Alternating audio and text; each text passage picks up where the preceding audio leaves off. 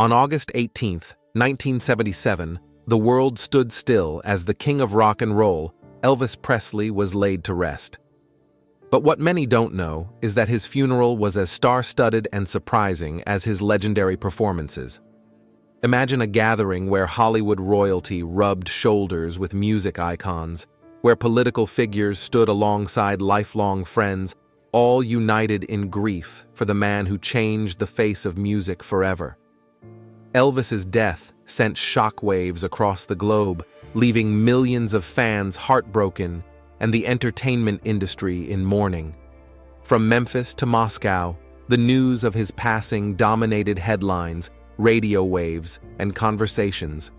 But it was at Graceland, Elvis's beloved home, where the most unexpected assembly of mourners came together to bid farewell to the king. In this video, we'll take you behind the scenes of that fateful day and reveal the astonishing list of attendees. You won't believe who showed up to pay their last respects to the man who hip-swiveled his way into music history. Number 6. Setting the scene. On that sweltering summer day in Memphis, Tennessee, Graceland became the epicenter of a nation's grief. August 18, 1977, saw the grounds of Elvis's iconic mansion transformed into a solemn sanctuary for those who loved him most. The air was thick with sorrow and the sweet scent of thousands of flowers sent by fans from around the world. Graceland, usually a symbol of Elvis's larger-than-life persona, now stood as a silent sentinel to his legacy.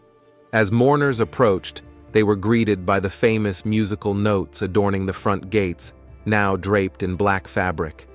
The lush green lawn where Elvis once played football with his Memphis Mafia was covered with a sea of floral tributes, their vibrant colors a stark contrast to the somber mood.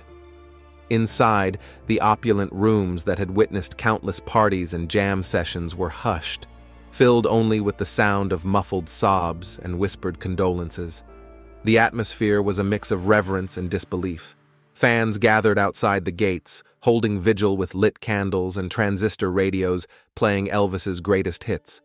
It was as if time stood still and the world held its breath, waiting for the king to somehow magically reappear. But as the celebrities and close friends began to arrive, reality set in. This was truly the final curtain call for the boy from Tupelo, who became the world's biggest superstar. Number 5. Vernon Presley's emotional state. In the midst of this overwhelming sorrow, Elvis's father, Vernon Presley, stood as a figure of heartbreaking resilience. With tears in his eyes and a tremor in his voice, he addressed the gathered mourners and the world beyond.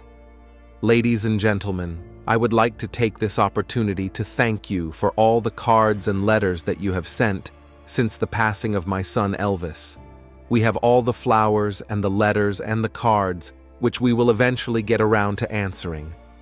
I just wanted you to know that we appreciate them very much, appreciate your concern, and you have been a great help to me and the family during this time of grief. But beneath this composed exterior, Vernon was a man shattered by loss. He later confessed, "I was so dazed with shock and misery, I didn't even see or recognize some of the people at the funeral." The man who had watched his son rise from humble beginnings to unimaginable stardom now found himself lost in a fog of grief, barely able to comprehend the faces and voices around him.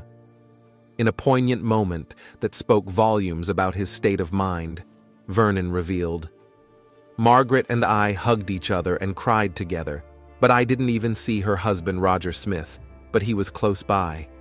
This admission paints a vivid picture of a father so consumed by sorrow that even the presence of celebrities, who would normally command attention, went unnoticed.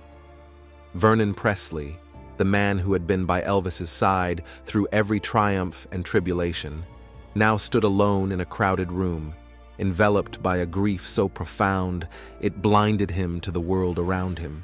Number 4. Surprising attendees. As the day unfolded, Graceland became a who's who of Hollywood and the music industry, with some truly unexpected faces in the crowd. Picture this: Anne Margaret, Elvis's former co-star and rumored flame, arrived with her husband, Roger Smith. The fiery redhead who once matched Elvis step for step in Viva Las Vegas now moved with a heavy heart, her eyes glistening with unshed tears. Their presence was a poignant reminder of Elvis's silver screen legacy and the deep connections he forged along the way. But the surprises didn't stop there. Caroline Kennedy, daughter of the late President John F. Kennedy, made an appearance, bridging the worlds of politics and entertainment. Her presence was a testament to Elvis's impact across all echelons of American society, from the highest offices of power to the humble homes where his music played. The godfather of soul himself, James Brown, paid his respects to the king of rock and roll. Two musical revolutionaries, once competitors on the charts, now united in this final farewell. Brown's attendance spoke volumes about the respect Elvis commanded even among his peers in the industry. George Hamilton, the eternally tanned actor and longtime friend of Elvis, was also there, his usual dazzling smile replaced by a somber expression. Their friendship, born from the glitz of Hollywood, endured to this final curtain call. Adding to this illustrious gathering was the legendary Sammy Davis Jr., a fellow member of the Rat Pack and an icon in his own right. His presence reminded everyone of the bridges Elvis built across racial divides in a time of segregation. And in a move that would have made Elvis's inner cowboy proud, the Duke himself, John Wayne, attended a private ceremony. The image of the rugged Western star paying his respects to the hip-swiveling rock icon is almost too incredible to believe, yet it happened, away from the prying eyes of the public. This remarkable assembly of stars from various walks of life painted a vivid picture of Elvis's far-reaching influence, from Hollywood royalty to music legends, from political scions to silver screen cowboys. They all came to bid farewell to a man who had touched their lives and changed the world. It was a gathering as diverse and extraordinary as Elvis himself. Number 3. Expected but notable attendees. At the heart of this gathering were those closest to Elvis, their grief palpable and raw. Priscilla Presley, Elvis's former wife, arrived with their daughter Lisa Marie, who at just 9 years old was facing a loss no child should endure. Priscilla, ever graceful, stood as a pillar of strength for her daughter, their bond with Elvis evident in every tear they shed. Little Lisa Marie, clutching her mother's hand, was a living reminder of Elvis's legacy, her features a mirror of her famous father's. Not far from them stood the controversial figure of Colonel Tom Parker, Elvis's longtime manager. The man who had guided Elvis's career with an iron fist now looked lost, perhaps grappling with the reality that the goose that laid the golden eggs was gone. His presence was a stark reminder of the complex relationships that defined Elvis's professional life. In a twist of fate that seemed almost too cruel, Ginger Alden, Elvis's fiancée at the time of his death, was there too. The woman who had found Elvis on that fateful day now stood among the mourners, her dreams of a future with the king shattered. Her eyes, red-rimmed and distant, told a story of what might have been. Adding another layer to this tapestry of love and loss was Linda Thompson, Elvis's former girlfriend. Her presence spoke volumes about the lasting impact Elvis had on those he loved, and who loved him in return. The fact that she was there, alongside Priscilla and Ginger, was a testament to the magnetic pull Elvis had on people, even after relationships had ended. And in a corner, looking frail but determined, sat Minnie May, Elvis's grandmother. At 89 years old, she had outlived both her son Vernon and her grandson Elvis. The sorrow etched on her weathered face was heartbreaking, a reminder that behind the glitz and glamour, this was a family in mourning. This intimate group, bound together by their love for Elvis, stood at the eye of the storm. Their presence, each with their own unique connection to the king, painted a complex picture of the man behind the legend. It was a vivid reminder that while the world had lost an icon, These individuals had lost a husband, a father, a fiancé, a lover, and a grandson. Their grief, raw and unfiltered, cut through the celebrity spectacle, grounding the funeral in the very real, very human loss at its core. Number 2. Behind the scenes. As the time came to lay the king to rest, the duty of carrying Elvis's casket fell to those who had been by his side through thick and thin. Picture this solemn scene. George Klein, Elvis's high school buddy turned confidant, shouldering the weight of his lifelong friend. Beside him, Joe Esposito, the right-hand man of Elvis's entourage, his face a mask of disbelief. Jerry Schilling and Billy Smith, cousins and core members of the infamous Memphis Mafia, gripped the casket handles, their knuckles white with emotion. Gene Smith, another cousin, and Dr. Nick, Elvis's personal physician, rounded out this group of men who had been more like family than friends to the king. But the pallbearers weren't the only ones from Elvis's inner circle present that day. The funeral was a veritable who's who of the music world and Elvis's personal life. Imagine J.D. Sumner's imposing figure, the deep-voiced leader of the Stamps Quartet that had backed Elvis for years, his usual booming voice now hushed in reverence. There was Charlie Hodge, Elvis's stage sidekick and guitar handler, looking lost without his flamboyant friend to assist. Kathy Westmoreland, known as the little girl with the beautiful high voice in Elvis's shows, was there too, her soprano silenced by sorrow.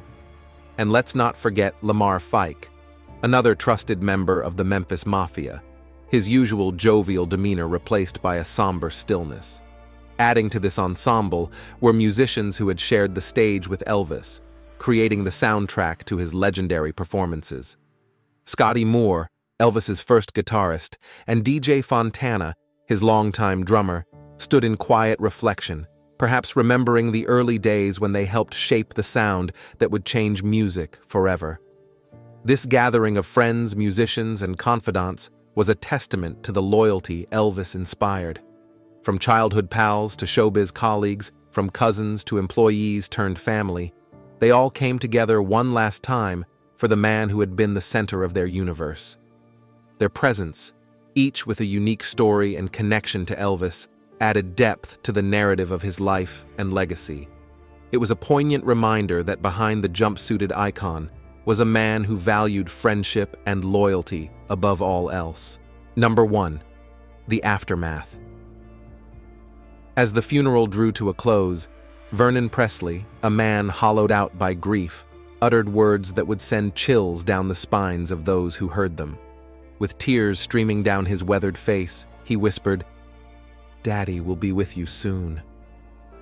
It was a heart-wrenching prophecy, a father's anguished declaration that life without his beloved son was simply unbearable. In a cruel twist of fate, Vernon's words proved all too true. Just 2 years later, on June 26, 1979, Elvis's father joined him in eternity. The man who had watched his son rise from the modest beginnings of a Tupelo shotgun house to the opulence of Graceland, who had supported Elvis's dreams and weathered the storms of his fame, finally succumbed to what many called a broken heart. Imagine, if you will, the reunion that awaited Vernon on the other side. Picture Elvis, standing tall in his white jumpsuit, arms outstretched to welcome his daddy home. And there, completing this heavenly family portrait, Gladys Presley, Elvis's beloved mama, whose untimely death had shaken him to his core years before. Can't you just see them now? The boy from Tupelo, the mama's boy turned superstar, reunited with the parents who had shaped him, loved him, and grieved him. Perhaps they're gathered around a celestial piano, Elvis's fingers flying over the keys as he belts out the gospel tunes he so loved, his parents harmonizing just like in the old days back in Memphis. It's a bittersweet image, isn't it? The Presley family, torn apart by the cruel hand of fate and the unforgiving pressure of fame, finally whole again. No more screaming fans, no more grueling tours, no more loneliness in crowded rooms. Just a family bound by love and music, together for eternity. As we reflect on this heavenly reunion, we're reminded of the very human story behind the Elvis legend. A story of a close-knit family, of a son's meteoric rise to fame, and of the parents who stood by him through it all. In life, they weathered the storms of celebrity together, and in death, they found peace together. It's a finale fit for the king, not of rock and roll this time, but of a family's enduring love.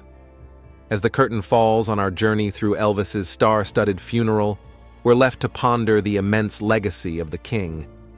From the swivel of his hips that shocked 1950s America to the jumpsuited Vegas spectacles of the 70s, Elvis Presley didn't just leave a mark on music, he revolutionized it.